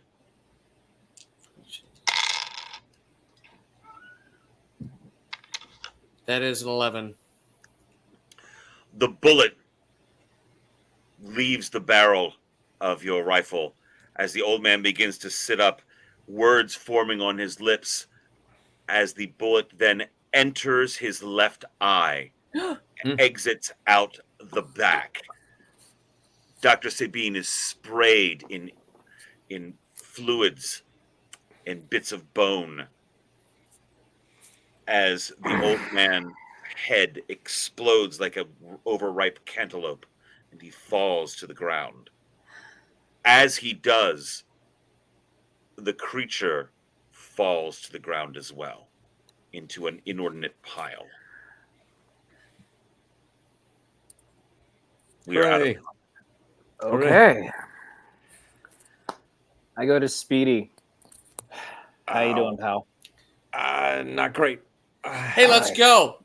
Yes. Hey, let's not be here. Hold the phone. I want to see if Speedy is able to move. For one thing, I would like to use my medical to take a look at him. All right, go ahead. Give me a roll. While they're sort of fawning over me, I grab a handful of wet sand off the floor and I rub where he threw that thing on me. And just try to get off the remains of whatever that was. 18. 18. Yes, he definitely has broken ribs in this instance. Okay. And it's torn open the sutures that you had put in to close up the spear wound. Hey, Doc, I'm no medical expert, but I'm pretty sure these ain't sanitary conditions. So let's skedaddle, eh? All right. Okay, fine. We should go. But I don't think that Speedy is going to be able to move very quickly. Speedy is not very speedy right now. No. But Speedy, you can move. I'm gonna Speedy, take him over my shoulder as well. Yes. kind of discreetly pull out one of the amphetamines that I bought from the drug dealer. Correct. Be like, I'll be fine, and kind of discreetly. Dr. Sabine, roll me 3d6. I'm going to use an help. Very well. I am too.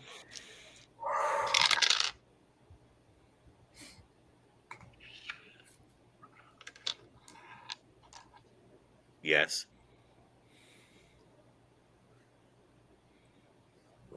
12.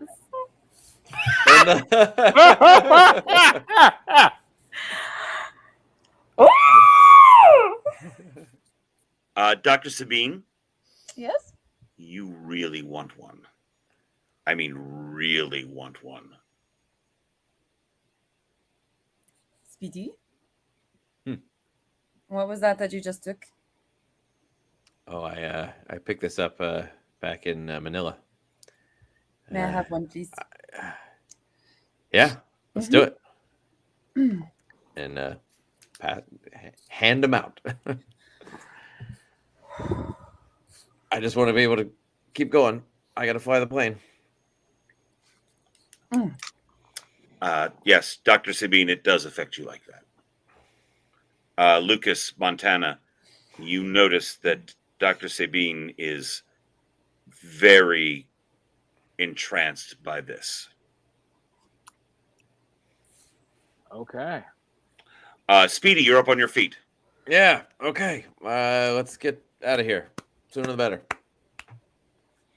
Just a moment. I just want to look at the body. You're looking at the old man? Yeah.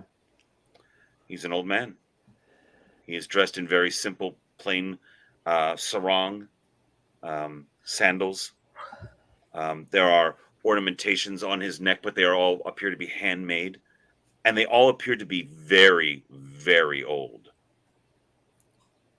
All right.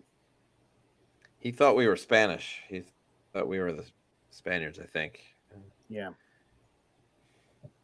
That would make sense. So what Let's you're go. doing? Has Let's he been go. here the whole time? He might have been. Can't ask him now. Yeah. All right. Okay, let's go. Lucas, give me a hunting roll to get them over the mountain. I will use another help. Very well.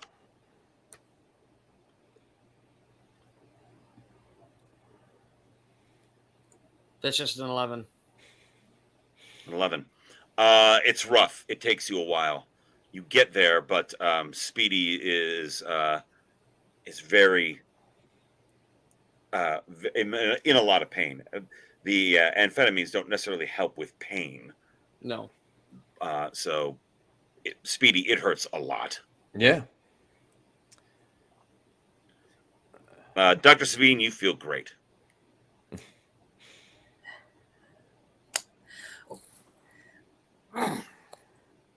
Would you you like managed to get something back. for the pain?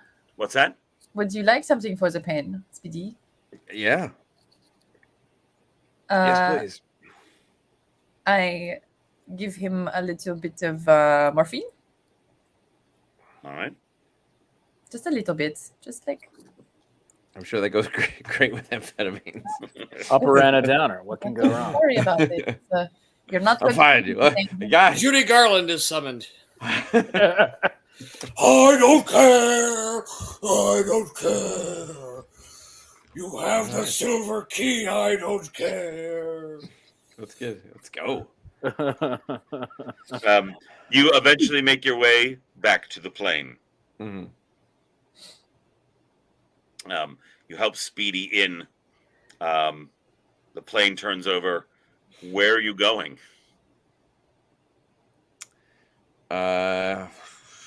You've got like a 200-mile range left. Yeah. I guess back to Manila, right? Yeah, you can go back to Manila. That's where is that where the naval base was? No, No. the That naval was- base was in Cebu. So, But You should can get back to closer. Cebu if you wanted instead. Yeah, we'll go back there, refuel, and then island hop our way back to Do you Australia. want to go back to the place where there was all the murder? Oh yeah, we don't want to be there, do we? No. Do we have the range to get to Manila? You most certainly do. Great, Manila it is. You arrive back about 4 hours later in in Manila. While we're on the plane, Dr. Smith, what's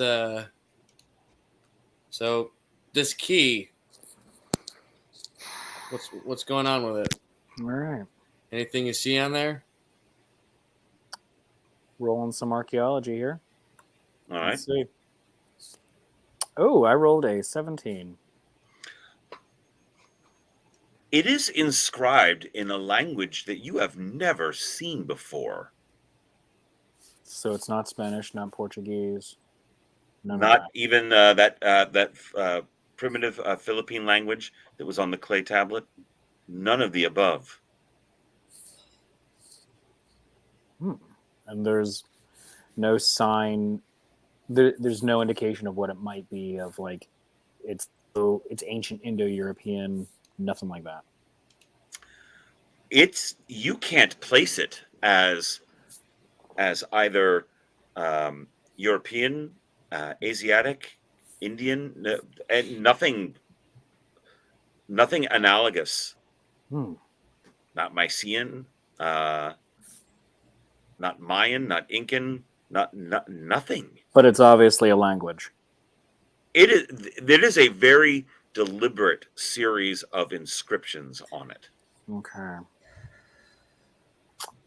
All right. Dr. Sabine is right there.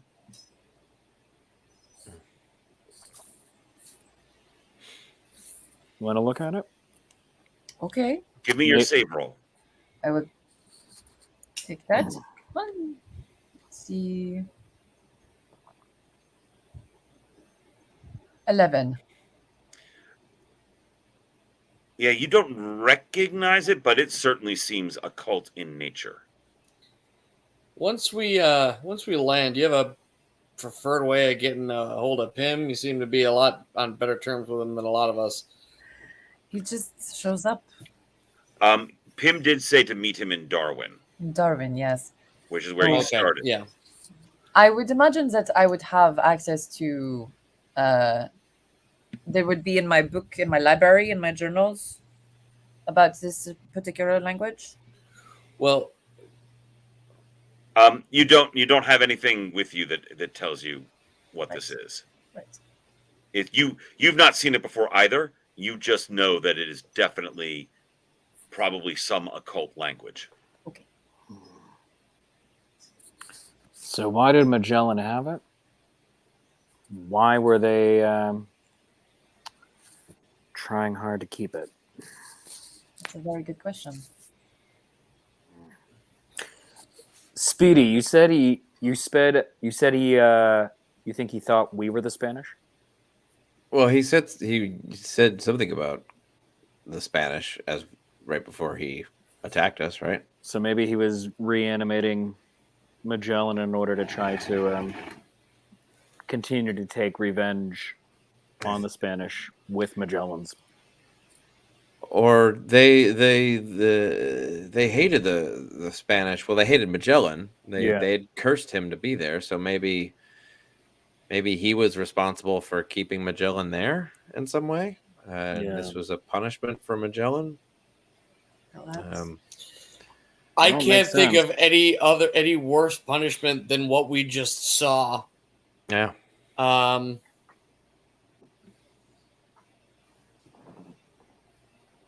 You landed Manila. Mm-hmm. Yeah. First of all, we're gonna get ourselves cleaned up. Let's take. I'll do the necessary maintenance and refueling for the plane. You manage it, but you are in a lot of pain. Sure. Yeah.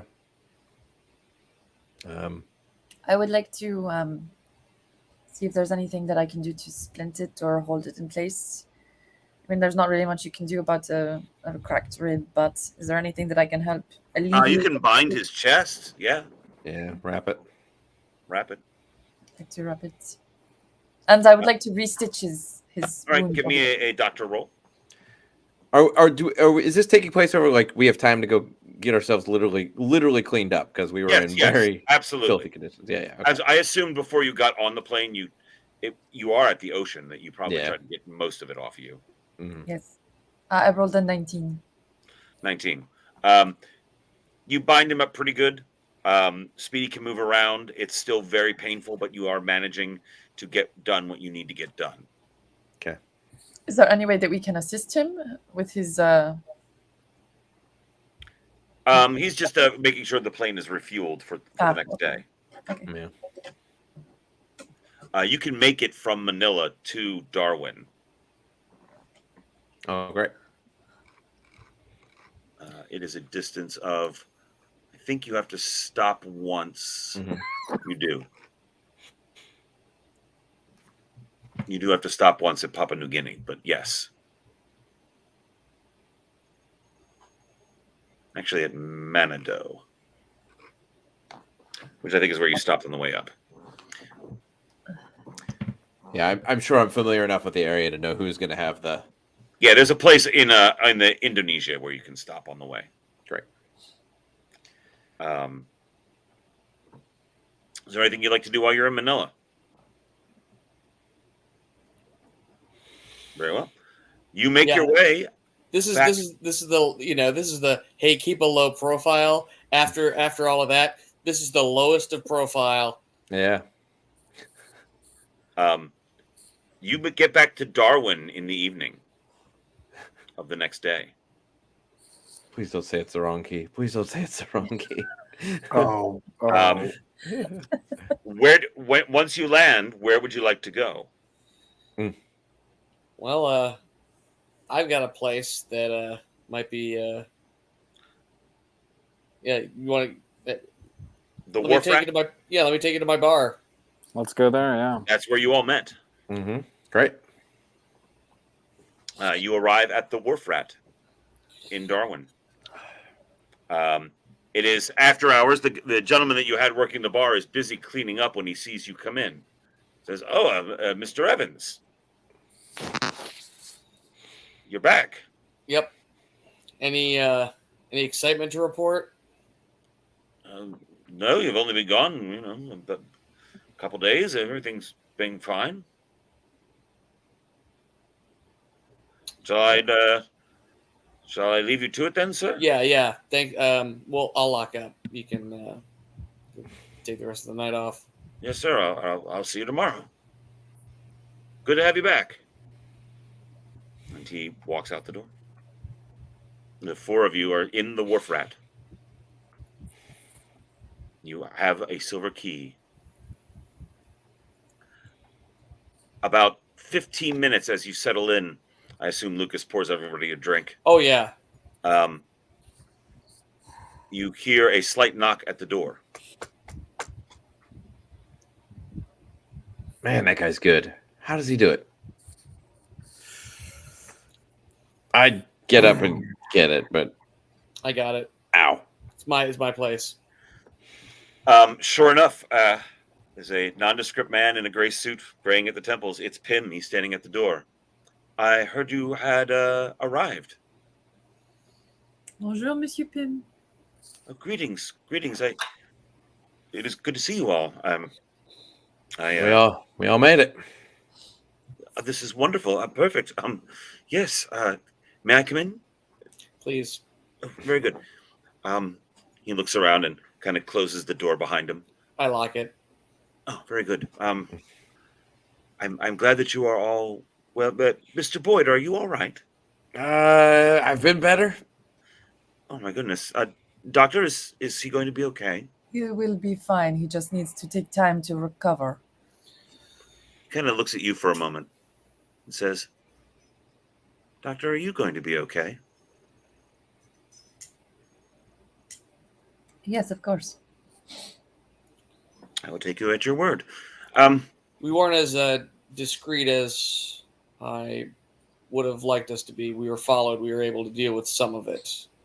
You were followed. For a part of our journey. By In- whom? Sabu, there was somebody looking for us. In Cebu. Did they say anything? No, but they killed a colleague at the university. But They wait, did. was it? One of them did say something. I wasn't there, but I don't remember if it was Lucas or Montana.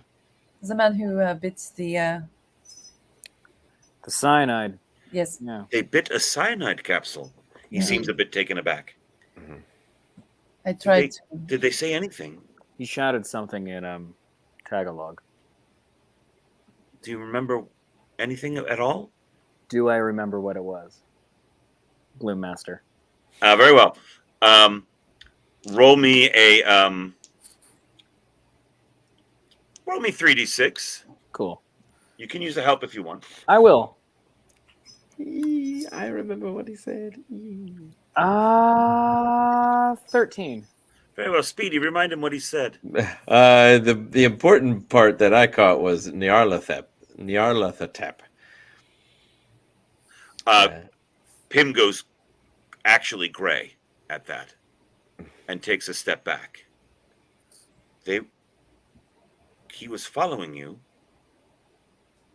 Oh goodness! Well, I'm glad you managed to get this. Do you have it here with you? Before we A time is, if it is Nyarlathotep, the time is of the essence. Do you have it?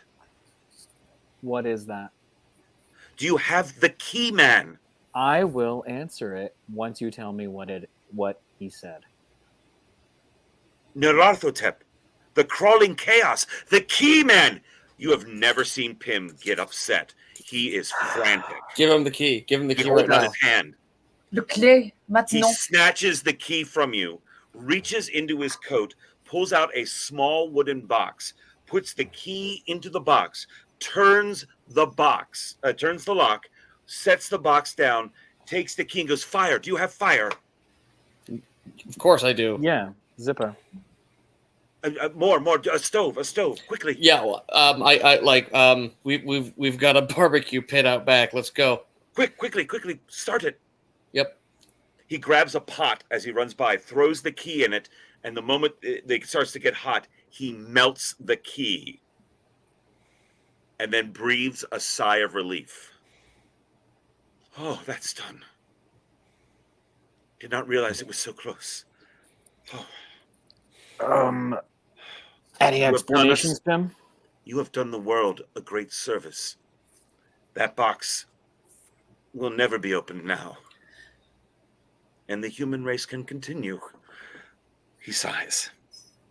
He walks back inside. He leaves the slag of silver like it is garbage. Goes back in, picks up the box, puts it back in his pocket.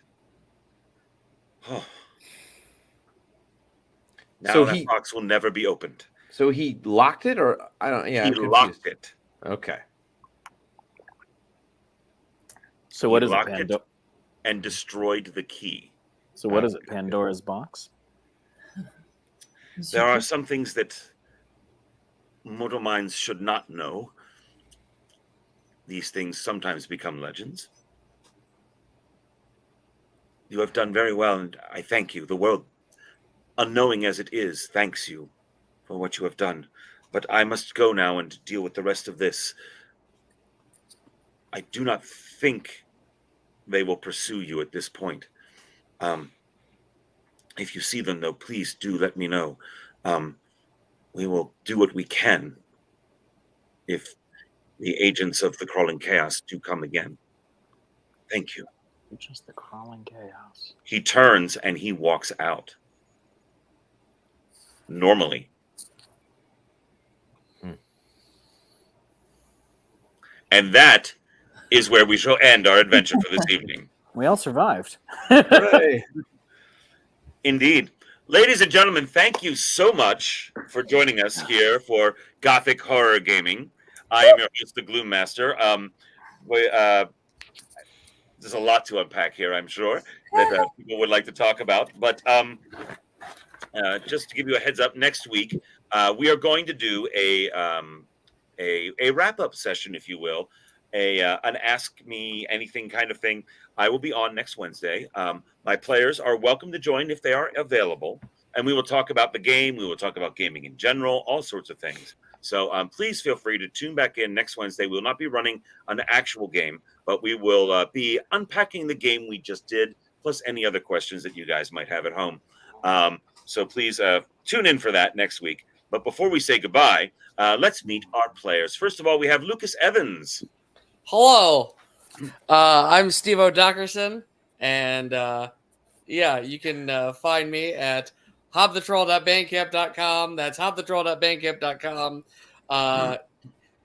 I really appreciate the people who've reached out and said that they've enjoyed my music. You can also see me at the Pennsylvania Renaissance Fair, where I will be, of course, beloved entertainer Hob the Troll, from the August 26th to the 29th.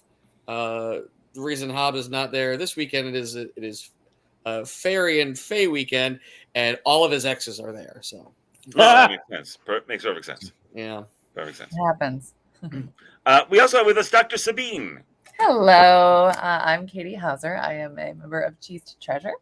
I'm also an intuitive rune reader. You can find me at Rune Away with Me Katie at Instagram. You can also find me at hobthetroll.bandcamp.com. And yeah, so check me out. That's me. Very good. We also have Dr. Montana Smith. Hey everyone, I'm Dan Kostelik. I am your friendly neighborhood Shakespeare. Join me in Salem, Massachusetts, basically starting this weekend. I'm going to be doing tours for Black Cat Tours for the entire spooky season. I just got a Blue Sky account, so you should go follow me there on Blue Sky. Yeah, I'm Shakes Approves on Blue Sky. And also you can go to my Bandcamp with 1 million Hob the Troll fans can't be found on bandcamp.com/Hob the Troll. Very good. And we also have with us Speedy Pete Boyd. Hello, everyone. I'm Ryan Gelotti, one half of the Buckle and Swash Comedy Sword Fighting Show, next performing this weekend at the Pennsylvania Renaissance Fair for the first 5 weekends of that show. It's an 11-week show. We're just there for the first part of it, 5 weekends. So come check us out there. I did want to kind of take a moment to say, kids, don't buy black market drugs from a mysterious underworld figure in the Philippines. If you do, get help. If you need help, hobthetroll.bandcamp.com. Also, if you want to learn about the kinds of crabs that will eat you if you try to sleep on a beach in the South Seas, that's on my Christmas album. Is it freaking really? Yeah. I have a song called Christmas Crabs, and it is about the Christmas island. Crabs. Yeah. I need to go freaking download your album now. Oh my god. There you are. Amazing. This is amazing. And I'm the Gloom Master. I'm Tom Zadoyko. I'm the other half of Buckle and Swash. We will be performing at the Pennsylvania Renaissance Fair through September 17th. After that, I will be in the Mud Show there, the Mud Skippers. It's the Mud Show that I own there. It will be going on without me until after Buckle and Swash is done. Then I will remain there for all of that. Then you can find me after that down in Louisiana at the Louisiana Renaissance Fair, where I will be part of, check out this segue, renadventures.com. Ren Adventures is doing a tour in New Orleans in December, from December 5th through the 9th. I will be one of the DMs down there as well, and then play Dungeons & Dragons 5e, tour New Orleans, culminates in a trip to the Louisiana Renaissance Fair. Also there will be Shakespeare Approves, so you can find him there. And also Katie will be there with Chased Treasure, so you can you can see a good amount of us from this stream down there.